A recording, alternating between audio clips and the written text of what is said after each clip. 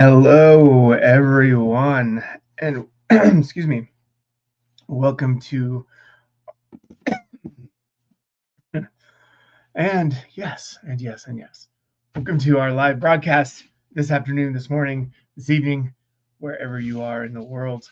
We are here to be talking about Third Mill Institute, so we will be doing that here in a few minutes. As usual, we'll be waiting as people come in, but if you are here, please let me know. Say hello. And I've got a question for the day. It is September 4th, and so we have, left August. We are headed into the fall. Temperatures here, I live in Colorado, which is in the middle of the United States. Temperatures are beginning to fall a little bit, and so the fall is on the way. Now, if you live in the southern hemisphere, does that mean that summer's on the way? Maybe, so you're coming into spring.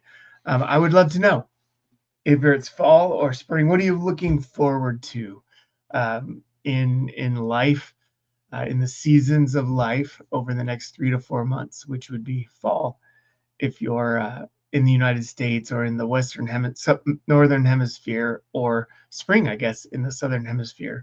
So yeah, that'd be an awesome question to answer. What are you looking forward to uh, over the next few months, spring or fall, wherever you are? You can put that in the comments. Let me know you're here. Say hello. Um, things are going well here. It's always exciting.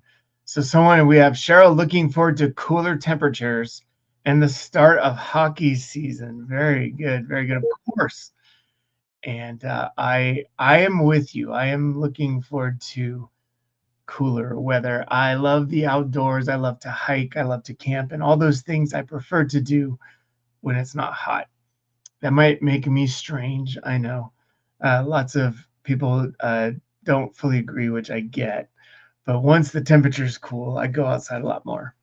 So, hello, Josie Ann. Hello, Egby.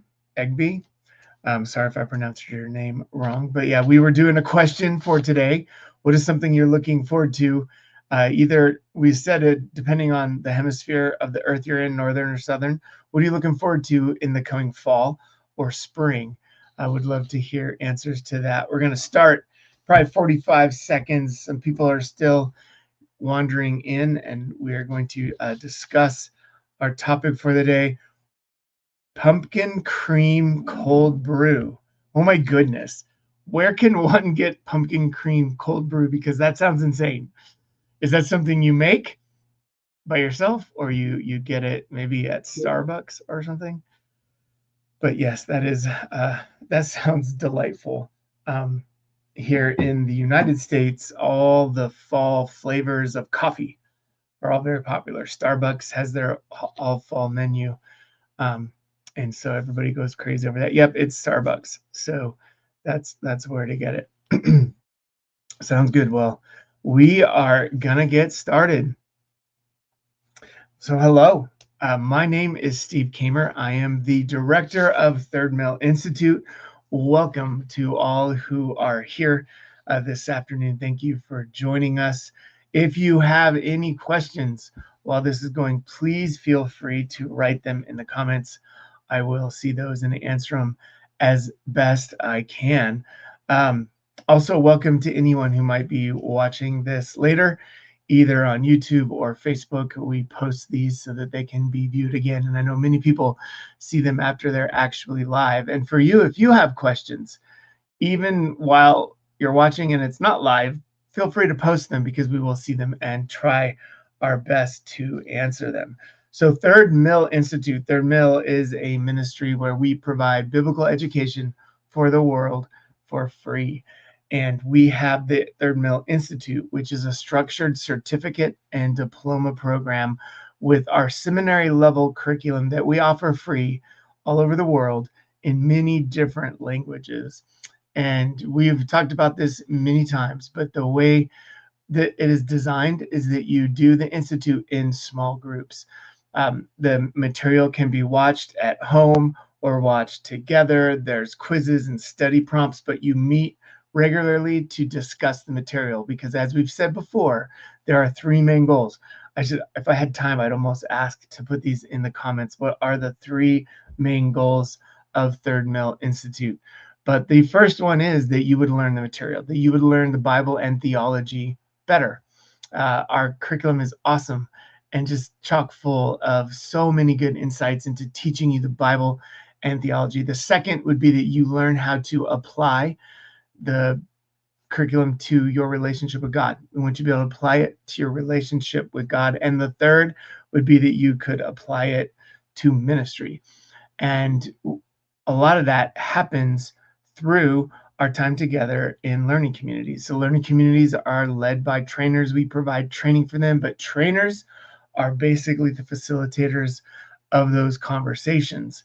And like I said, it's a 3-certificate program. What I did not say it's 3. I said it's a certificate program. There's 3 certificates. And if you get all 3, we give you a diploma in Christian ministry. So that's a quick review of the Institute. But one thing we're going to look at today, as you may have seen, the title is How to Make Your Learning Community Time Meaningful and Intentional. We've had many lives on this, but gathering together in your learning community, being able to discuss with the discussion questions we provide or questions you come to the meeting with is so key. It's key for the learning process. Study after study has shown that. It's also key for remembering things and especially key for learning how to apply them. So we want those times to be meaningful and intentional. And we're going to do that today by looking at a question we've received and giving an answer to that of some ideas to look for. So this will be a little bit directed to trainers and students. I'll make sure to kind of mention both of you. Trainers are those who lead these small groups. Anyone can be a trainer. Contact us if you're interested. We can give you lots of training to do it. But the question was this: my learning community is struggling and losing momentum. What ideas can help? My learning community is struggling, and learning and losing momentum. What ideas can help? So I was able to talk with this particular trainer and find out a little bit more information about what was going on. And I think this would be really helpful. And I could talk about lots of ways to do this for many, many hours. This would be easy.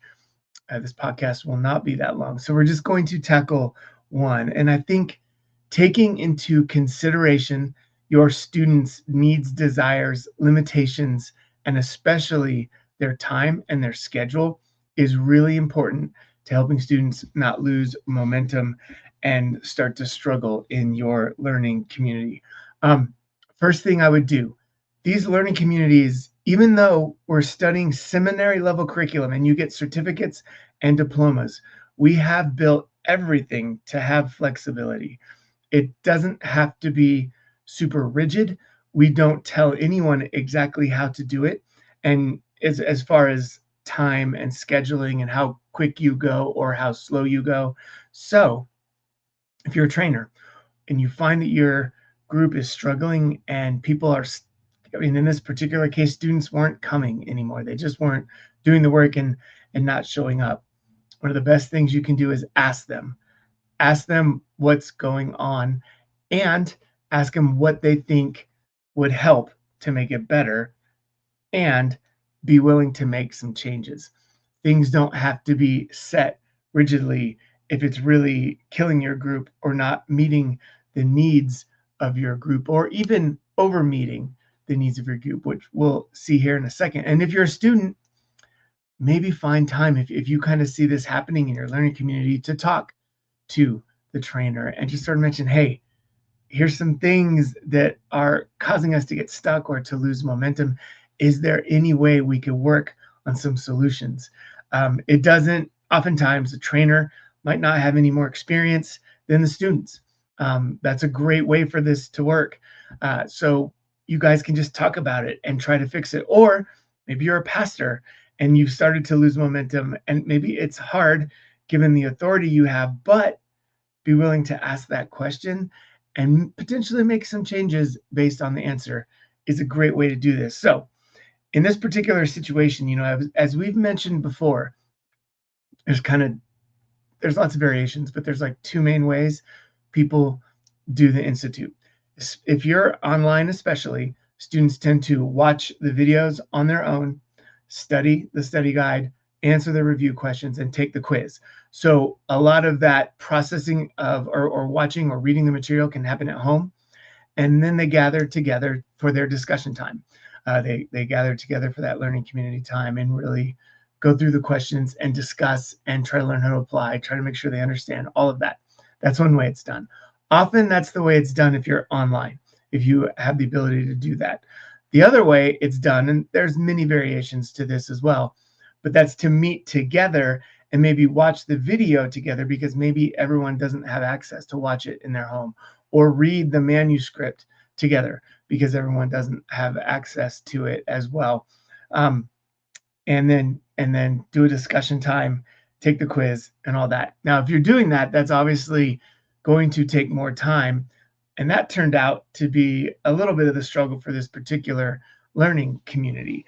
And given those two options, you want to start with which way is going to work best for my students in the culture they're in. And you might be doing one way and it'd be better to do the other. Obviously, sometimes we're limited with the internet and stuff. And so you have to do what you have to do, but taking a look at it and asking, what are the requirements of my students' times that I'm asking? Because maybe you're doing things that are taking too long. That was the situation here in this case. The trainer was meeting with his students, and they would go over the video together, which is great. Often that's just such a great option. But then they were, discussing it for 2 hours, and they basically did a church service in the middle of that time where they had worship, and then they took the quiz and everything. And so students would be together for 4 hours. And a lot of us lead really busy lives, and sometimes we can't give that much. So one idea for this particular learning community is take a look at your students' time. What times do they have to give? And are you asking a little bit too much of them? Would it maybe be better to watch the videos at home? This particular learning community did have access to the internet, and then come together for some of those other pieces. That allows it to more easily fit into their schedule. Because often, even as we're training pastors, even as we're training lay leaders, people have jobs. Often ministry in this situation is bivocational, and so you're doing ministry, but you've also got a full-time job, and you might be married, and you might have children. Life can be really, really busy. So that's one tip. If your learning community is struggling and starting to lose momentum, maybe students aren't even coming anymore, look at how much time you're asking. Look at the needs, restraints, and boundaries of their time. And even, are there ways that you can change that? Be open to that. If you're a student, be willing to maybe ask that question. Always in love, always in gentleness. Everyone is sacrificing their time when they do this. But I think that's a great first step. Take a look at the needs of the students and take a look at their schedules. Are you asking too much? We have seen it happen. It does happen from time to time. So, like I said, there are many, many different tips to help if you're losing momentum. I think we even have some other live videos on it. You can find those. We're going to be hosting more and more of those in our Facebook group. You're seeing this on a Facebook page if you're using Facebook. We also have a group. It's a private group. It's attached to that page. If you're not in there, that would be a great place. You can just click to join. We'll let you in if you're a student or a trainer, and that would be a great place to get more information, to see these videos. We'll be posting them there as well. If you have any questions about anything regarding the Institute or even losing momentum as a learning community, feel free to type it out now, ask it. I'll give it a minute or two, but more or less, I'm done and have answered the questions. It's just good to think through these things. And it's good to be willing to change, be willing to meet the needs of our students, be as a student, even meeting the needs of our trainers, the trainers who are pouring that time into you. What is the best way to make that time intentional, to make it meaningful, so that our students keep coming, so that we don't lose momentum? So I'm not seeing any questions. You have maybe 30 seconds. You could even put a question mark in there if you're typing it out. I'll see it and do it. But if you're watching it later and you have any thoughts, if you have any ideas to add, if you have any questions, please write them in there. So again, thank you for joining us today. It's always good to be together, always good to be thinking about the learning communities. Gosh, even if you have any prayer requests, please let us know. How is your learning community going? Is it losing momentum? If you lost momentum, what did you do to help it? What can we do to help you? So again, thank you for joining us today. I hope you have a great rest of your week. I hope you're enjoying moving into the fall or spring, whatever it is you're doing in the world at this moment. Isn't it so cool that the Institute and many of our students are from all over the world, Southern Hemisphere, Northern Hemisphere. If you're watching it in certain places, it's Thursday, you're waking up, it's Friday morning. It's so cool to see what God is doing, getting the message of the Bible and theology out to the entire world. So always let us know how we can help. It's good to be with you today. We will see you again in 2 weeks for our next live. Bye-bye.